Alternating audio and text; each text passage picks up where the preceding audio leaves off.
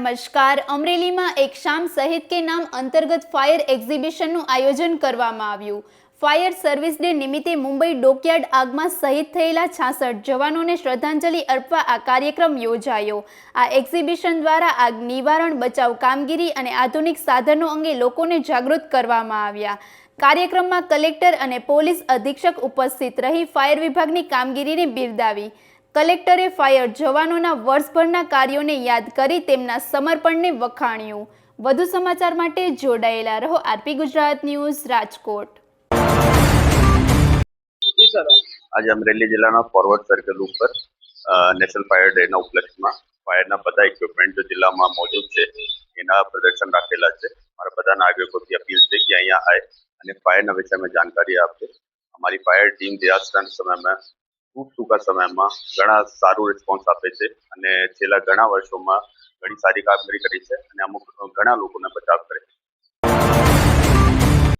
मारू नाम जयेश भट्ट है।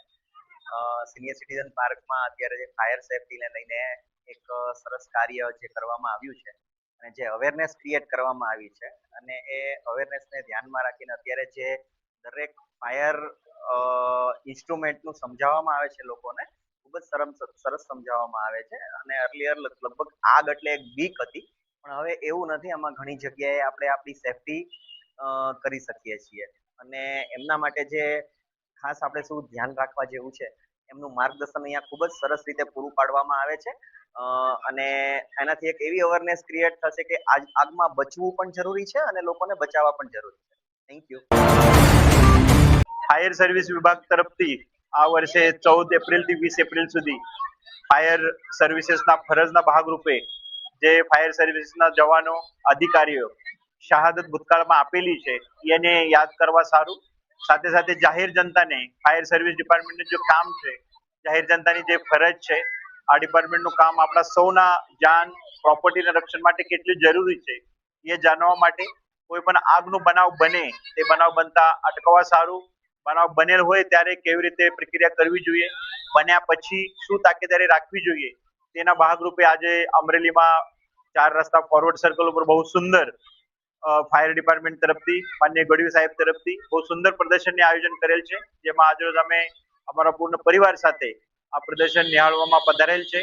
અમરેલીની વિસ્તારના જનતા રહીશો પણ મોટા પ્રમાણમાં અહીંયા પધારેલ છે। આપ સૌ માટે કોઈ પણ જગ્યાએ કોઈ પણ ફાયરના બનાવ ના બને તે માટે જરૂરી તાકેદારીના ભાગરૂપે અહીંયાથી જે સૂચના આપેલી છે એ પાલન કરવું બહુ જરૂરી છે અને આ લોકોનું જે 24/7 જોબ છે, બહુ પ્રેશરનું જોબ છે, બહુ જોખમીની જોબ છે, તો આ લોકોને જે કામ છે એ કામને પણ આપણે સમાજ તરીકે, અધિકારી તરીકે, વ્યક્તિ તરીકે બિરદાવવું પણ બહુ જ જરૂરી છે।